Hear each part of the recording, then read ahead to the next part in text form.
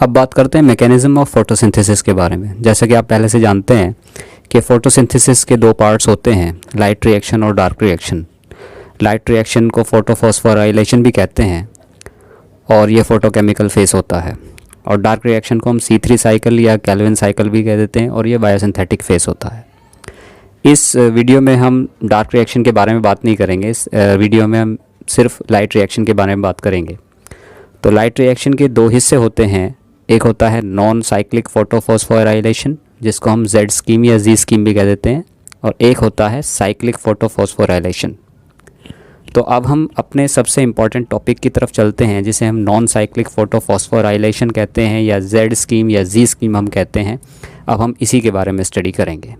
Diagram आपको अपनी screen पे दिखाई दे रहा होगा। ये डायग्राम इतना टेक्निकल है नहीं जितना कि आपको लग रहा होगा। आइए इस डायग्राम के बारे में थोड़ा सा जान लेते हैं कि इस डायग्राम में क्या क्या चीज़ें दी हुई हैं।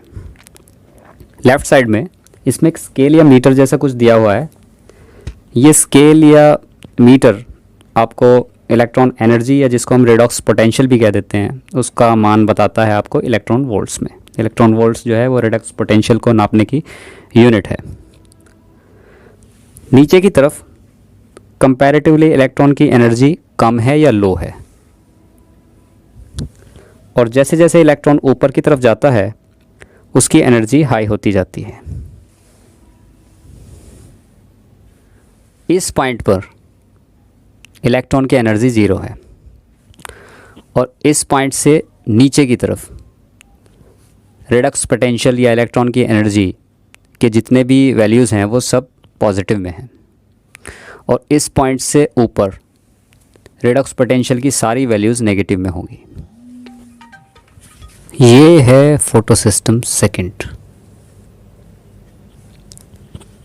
और ये है फोटो सिस्टम फर्स्ट, और इन दोनों फोटो सिस्टम्स के बीच में आपको जो ये लिंक जैसा कुछ दिख रहा है इसे हम बोलते हैं इलेक्ट्रॉन ट्रांसपोर्ट चेन। इस इलेक्ट्रॉन ट्रांसपोर्ट चेन में तरह तरह के इलेक्ट्रॉन कैरियर मॉलिक्यूल्स होते हैं।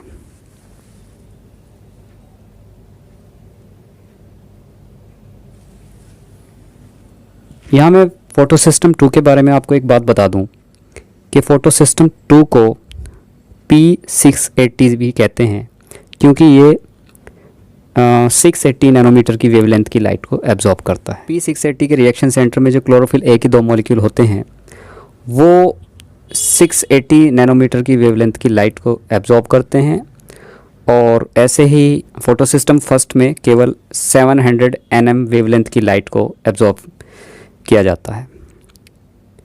तो आइए चलिए इसको स्टडी करते हैं, देखते हैं क्या प्रोसेस है लाइट रिएक्शन का या फोटोफॉस्फोरिलेशन का। सबसे पहले सनलाइट के फोटॉन्स फोटो सिस्टम सेकंड पर पड़ते हैं। फोटो सिस्टम सेकंड के जो एंटीना मॉलिक्यूल्स होते हैं वो एंटीना मॉलिक्यूल्स फोटॉन्स को रिसीव करते हैं और अपनी अपनी एनर्जी रिएक्शन सेंटर को ट्रांसफ़र करते हैं। इससे क्या होता है कि रिएक्शन सेंटर एक्साइट हो जाता है और उसके अंदर से इलेक्ट्रॉन एमिट होते हैं। ये इलेक्ट्रॉन्स प्राइमरी इलेक्ट्रॉन एक्सेप्टर या फियोफाइटिन ले लेता है।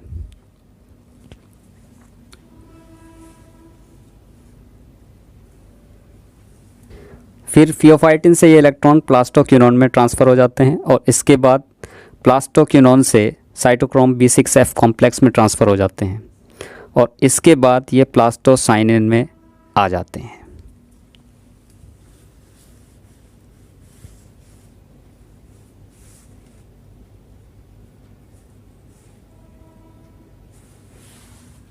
जैसे जैसे ये सभी electrons pheophytin, plastoquinone, cytochrome B6F complex और प्लास्टोसाइनिन में ट्रांसफ़र होते जाते हैं, वैसे वैसे इन इलेक्ट्रॉन्स की जो एनर्जी का लेवल है वो डाउन होता चला जाता है, और लास्ट में इलेक्ट्रॉन्स आ जाते हैं प्लास्टोसाइनिन में। इन इलेक्ट्रॉन्स को अभी हम यहीं छोड़ देते हैं।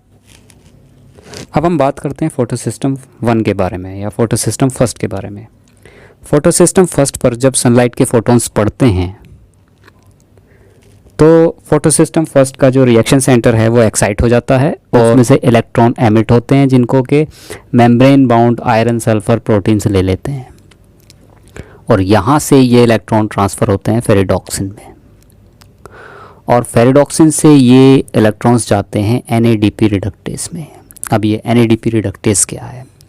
NADP रिडक्टेस एक मेम्ब्रेन बाउंड एंजाइम है, एक प्रोटीन है जो कि एंजाइम की तरह से काम करता है और ये क्या करता है कि जैसे ही इलेक्ट्रॉन्स इसको मिलते हैं ये NADP प्लस को और H प्लस आयंस को या जिनको हम प्रोटॉन्स भी कह देते हैं उनको ये स्ट्रोमा में से उठाता है और उनको जोड़ देता है। जोड़ करके ये बनाता है एक हाईली रिड्यूसिंग कंपाउंड जिसे हम कहते हैं NADPH और ये NADPH काम आता है केल्विन साइकिल में आगे। अब दोबारा बात करते हैं फोटो सिस्टम 1 की। जब फोटो सिस्टम 1 पर सनलाइट के फोटोन्स जब पड़ते हैं तो एंटीना मॉलिक्यूल्स फोटोन्स को रिसीव करते हैं और अपनी अपनी एनर्जी जो है रिएक्शन सेंटर को देते हैं। रिएक्शन सेंटर एक्साइटेड स्टेट में पहुंच जाता है और वो इलेक्ट्रॉन्स एमिट करता है। ये हम डिस्कस कर चुके हैं पहले, लेकिन अब एक बेसिक क्वेश्चन ये उठता है कि रिएक्शन सेंटर में से जब इलेक्ट्रॉन्स निकलते हैं फोटोन्स के पड़ने पर और वो इसी तरीके से इलेक्ट्रॉन्स को एमिट करता रहेगा तो यहाँ पे एक इलेक्ट्रॉन होल जो जनरेट हो जाएगा उस इलेक्ट्रॉन होल्स की भरपाई कैसे होगी या यहाँ पे जो इलेक्ट्रॉन डेफिसिट हो जाएंगे उन इलेक्ट्रॉन्स की भरपाई कहाँ से होगी? तो उसका सीधा सीधा बहुत ही सिंपल जवाब ये है कि उसको जो इलेक्ट्रॉन्स की भरपाई होगी यानी कि फोटो सिस्टम फर्स्ट में जो इलेक्ट्रॉन्स आएंगे वो आएंगे प्लास्टोसाइनिन से। लेकिन एक और बेसिक क्वेश्चन ये उठता है कि ठीक है कि फोटो सिस्टम 1 में इलेक्ट्रॉन्स जो आते हैं वो प्लास्टोसाइनिन में आते हैं और प्लास्टोसाइनिन में जो आ रहे हैं वो इलेक्ट्रॉन आ रहे हैं फोटो सिस्टम सेकेंड से। लेकिन अब बेसिक क्वेश्चन फिर वहीं का वहीं है कि फोटो सिस्टम सेकेंड में इलेक्ट्रॉन्स कहाँ से आ रहे हैं, क्योंकि वही चीज़ लागू होती है फोटो सिस्टम सेकेंड पे भी जो कि फोटो सिस्टम फर्स्ट पे लागू होती है। अगर इस रिएक्शन सेंटर में से इलेक्ट्रॉन्स निकलते जाएंगे तो यहाँ जो इलेक्ट्रॉन डेफिसिट हो जाएंगे या इलेक्ट्रॉन होल जनरेट हो जाएगी वो इलेक्ट्रॉन होल कैसे भरी जाएगी? तो उसका जवाब ये है कि फोटो सिस्टम सेकेंड का जो इलेक्ट्रॉन होल जो जनरेट हो जाता है उसमें वो भरा जाता है फोटोलाइसिस ऑफ वाटर से। फोटोलाइसिस ऑफ वाटर जब होता है, वाटर का मॉलिक्यूल जब टूटता है तो उसमें से जो इलेक्ट्रॉन जनरेट होते हैं वो एकदम से यहाँ रिएक्शन सेंटर में ट्रांसफ़र हो जाते हैं। अभी तक मैंने आपको बताया कि NADPH कैसे बनता है, लेकिन फोटोसिंथेसिस के प्रोसेस में जो लाइट रिएक्शन होती है उसमें 2 प्रोडक्ट बनते हैं, एक NADPH एक ATP। अब मैं आपको बताऊंगा कि ATP किस तरीके से बनता है नॉन साइक्लिक फोटोफॉस्फोरिलेशन के दौरान।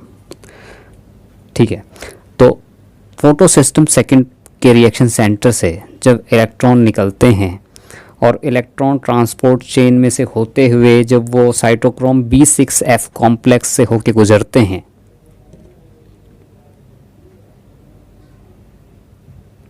तो होता क्या है कि उसी टाइम जिस टाइम ये इलेक्ट्रॉन साइटोक्रोम B6F कॉम्प्लेक्स से होकर के गुजरते हैं स्ट्रोमा से जो प्रोटॉन्स होते हैं वो ल्यूमेन ऑफ थैलेकॉइड में आ जाते हैं और इसी प्रोटॉन मोटिव फोर्स के द्वारा साइटोक्रोम B6F कॉम्प्लेक्स क्या करता है कि वो एक ADP को और इनऑर्गेनिक फॉस्फेट को जोड़ करके ATP बना देता है। ATP प्रोडक्शन का एक दूसरा तरीका भी है जिसको हम कीमियो ऑस्मोसिस हाइपोथेसिस हम कहते हैं। इसके बारे में हम दूसरे किसी और वीडियो में डिस्कस करेंगे। अभी हम बात करते हैं कुछ इम्पोर्टेंट पॉइंट्स की जो कि जी स्कीम के इम्पोर्टेंट पॉइंट्स हैं, उनकी हम बात करते हैं। तो उसमें सबसे पहला पॉइंट ये है कि नॉन साइक्लिक फोटोफॉस्फोरिलेशन में जो इलेक्ट्रॉन डोनर होता है वो होता है पानी, वाटर का मॉलिक्यूल, और फाइनल इलेक्ट्रॉन एक्सेप्टर जो होता है वो NADP प्लस होता है। यहाँ देखिए, यहाँ जो इलेक्ट्रॉन डोनर है वो वाटर है और जो फाइनल इलेक्ट्रॉन एक्सेप्टर है वो है NADP प्लस। दूसरा जो इसमें एक इम्पॉर्टेंट पॉइंट ये है कि फोटो सिस्टम फर्स्ट को जो इलेक्ट्रॉन मिलते हैं वो फोटो सिस्टम सेकेंड से मिलते हैं। फोटो सिस्टम फर्स्ट को जो इलेक्ट्रॉन मिल रहे हैं ये कहाँ से सप्लाई आ रही है, फोटो सिस्टम सेकंड से आ रही है, लेकिन फोटो सिस्टम सेकंड को जो इलेक्ट्रॉन मिलते हैं वो मिलते हैं फोटोलाइसिस ऑफ वाटर से। दूसरा इंपॉर्टेंट पॉइंट। और अब मैं आपको तीसरा इंपॉर्टेंट पॉइंट बताता हूँ, वो ये है कि फोटोलाइसिस ऑफ वाटर और ऑक्सीजन इवोल्यूशन दोनों के दोनों कहाँ होते हैं। ये दोनों के दोनों होते हैं फोटो सिस्टम सेकंड पर, और किस साइड होते हैं थाइलाकोइड की ल्यूमेन में। और मैं एक और इम्पॉर्टेंट पॉइंट आपको बता दूं कि NADPH और ATP दोनों स्ट्रोमा साइड में बनते हैं, ये ल्यूमेन में नहीं बनते। Non-cyclic photophosphorylation is also known as Z scheme because the way in which both of the photosystems are linked with each other that resembles the letter Z or Z. That's why this non-cyclic photophosphorylation is also known as the Z scheme. The shape of the letter Z comes from the fact that the various pigments in the both photosystems have the different redox potential in ground state and excited state. So friends, this was all about non-cyclic photophosphorylation or Z scheme. Let us now discuss about cyclic photophosphorylation के बारे में। Cyclic photophosphorylation में क्या होता है कि जब sunlight के फोटॉन्स रिएक्शन सेंटर पे पड़ते हैं, P700 पे रिएक्शन सेंटर पे जब सनलाइट के फोटॉन्स जब पड़ते हैं तो क्या होता है कि रिएक्शन सेंटर एक्साइट हो जाता है और उससे इलेक्ट्रॉन्स निकलते हैं जो कि membrane bound iron sulphur protein से होते हुए फेरिडॉक्सिन में जाते हैं। लेकिन ये फेरिडॉक्सिन से आगे NADP रिडक्टेस में नहीं जाते, बल्कि ये फेरिडॉक्सिन से ही सीधे ट्रांसफ़र हो जाते हैं प्लास्टोक्यूनॉन में। और प्लास्टोक्यूनॉन में जब ये ट्रांसफ़र होते हैं तो उससे होते हुए जाते हैं सिट B6F कॉम्प्लेक्स में, और इसके बाद ये जाते हैं प्लास्टोसाइनिन में, और फाइनली ये वापस रिएक्शन सेंटर P700 में वापस आ जाते हैं। तो एक तरीके से देखा जाए कि ये साइक्लिक फ्लो इनके बीच में होता है, ये linear flow non cyclic photophosphorylation के जैसा इसमें नहीं देखने को मिलता, इसमें साइक्लिक फ्लो होता है। तो इसी को हम बोलते हैं साइक्लिक फोटोफॉस्फोराइलेशन। अब ये क्वेश्चन उठता है कि साइक्लिक फोटोफॉस्फोराइलेशन होता क्यों है।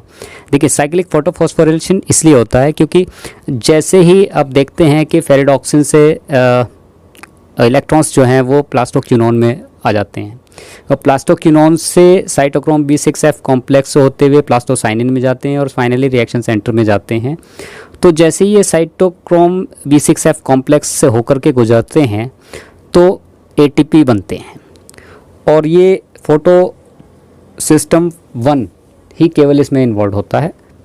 और जब सेल को इंस्टेंट ATP की आवश्यकता होती है तब नॉन साइक्लिक फोटोफॉस्फोराइलेशन जो होता है वो साइक्लिक फोटोफॉस्फोराइलेशन में चेंज हो जाता है। नॉन साइक्लिक फोटोफॉस्फोराइलेशन में और साइक्लिक फोटोफॉस्फोराइलेशन में एक डिफरेंस ये भी है कि नॉन साइक्लिक फोटोफॉस्फोराइलेशन में दो प्रोडक्ट्स हमें मिलती हैं, एक तो होता है ATP और दूसरा होता है NADPH। लेकिन साइक्लिक फोटोफॉस्फोराइलेशन में हमें NADPH नहीं मिलता, हमें सिर्फ ATP मिलता है। और ऐसा इसलिए भी हो सकता है क्योंकि कभी कभी सेल में NADPH बहुत ज़्यादा मात्रा में होता है और उसकी तुलना में ATP बिल्कुल भी नहीं होता, और ATP तो इंस्टेंट एनर्जी है, वो हमें चाहिए, तो इसलिए सेल जो है NADPH नहीं बनाती, वो सीधे साइक्लिक फोटोफॉस्फोराइलेशन के ज़रिए वो ATP बनाती रहती है। तो फ्रेंड्स, ये था लाइट रिएक्शन के बारे में, और अगले वीडियो में हम डिस्कस करेंगे केल्विन साइकिल या C3 साइकिल के बारे में। तो अगर आपको मेरी वीडियो पसंद आई हो तो please like, share and subscribe करें, और धन्यवाद।